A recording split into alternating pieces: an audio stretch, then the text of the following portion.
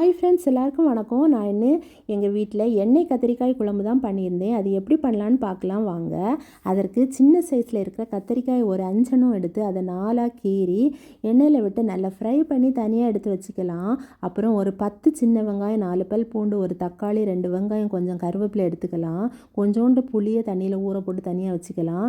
நான் நல்லெண்ணெயில் தான் பண்ண போகிறேன். ஸ்டவ் ஆன் பண்ணி கடாய் அடுப்பில் வச்சு கடுகு தாளித்து வெங்காயம் பூண்டு போட்டு நல்லா வதக்கிக்கலாம். நான் தக்காளியை பேஸ்ட் பண்ணி தான் இதில் ஆட் பண்ணுறேன்.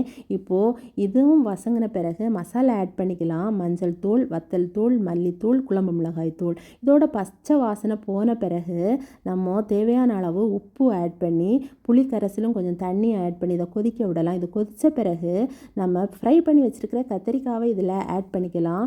இப்போது ஒரு துண்டு வெல்லம் வேணும்லாம் போடலாம், அது ஆப்ஷனல் தான்.